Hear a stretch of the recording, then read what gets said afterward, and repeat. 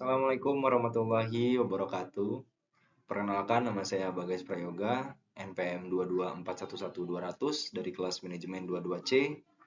Pada kesempatan kali ini saya akan menjelaskan tentang manajemen proyek.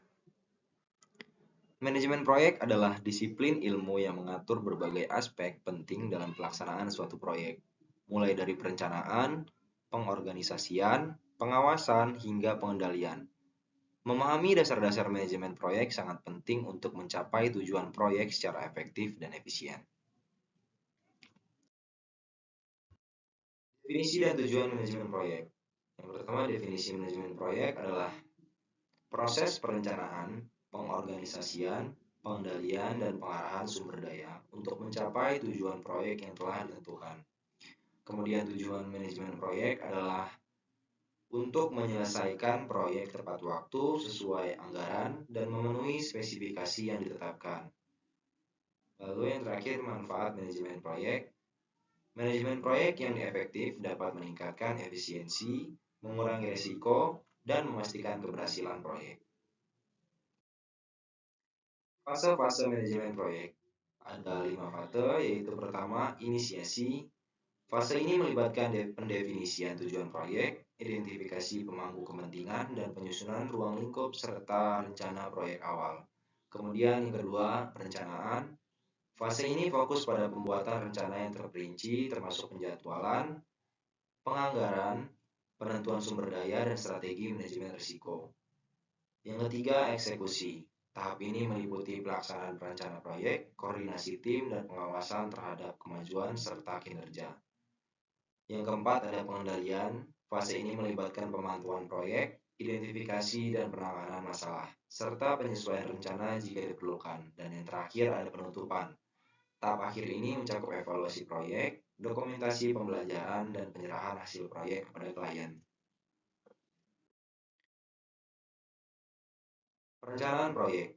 Perencanaan proyek adalah langkah awal yang krusial dalam manajemen proyek. Pada tahap ini, tim proyek mengidentifikasi tujuan, ruang lingkup, sumber daya, anggaran, dan jadwal yang dibutuhkan untuk mencapai keberhasilan proyek.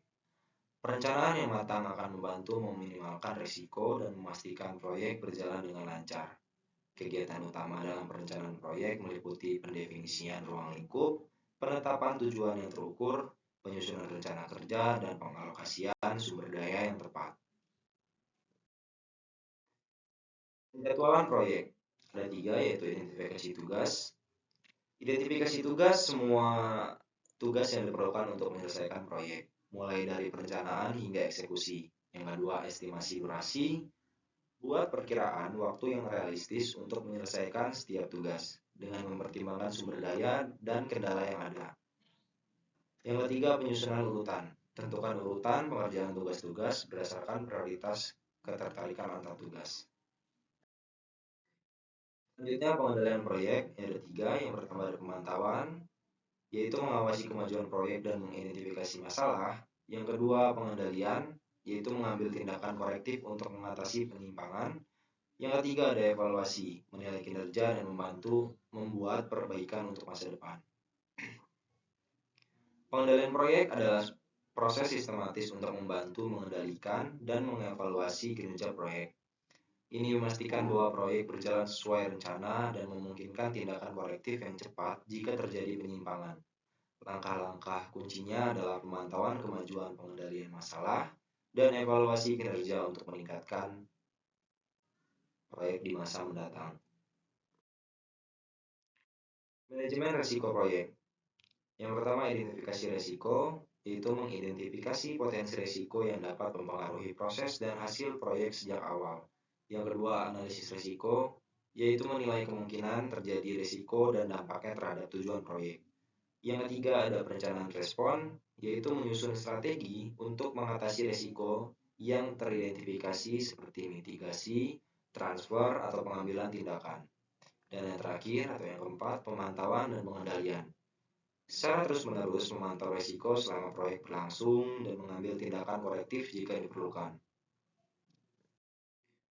Komunikasi dalam proyek.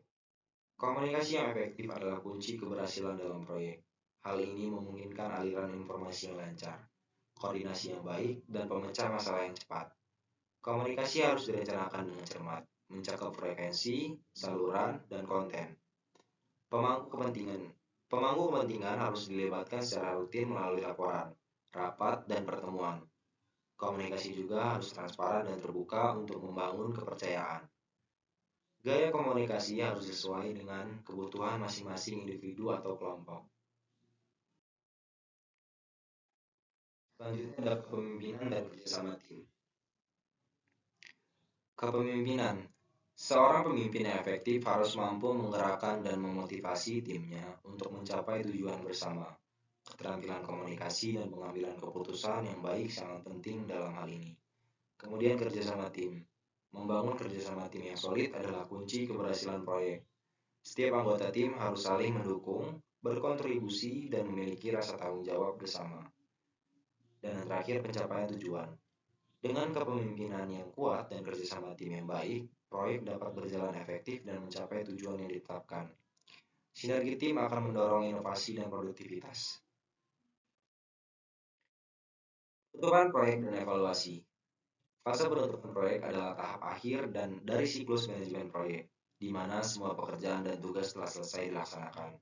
Pada fase ini, tim proyek melakukan evaluasi keseluruhan proses untuk mengidentifikasi aspek yang perlu ditingkatkan di masa mendatang.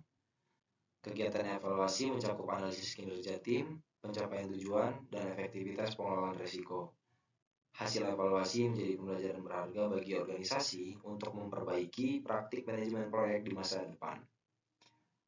Selain itu, fase penutupan juga meliputi penyerahan hasil proyek, pemangku kepentingan, serta dokumentasi seluruh proses yang dilalui.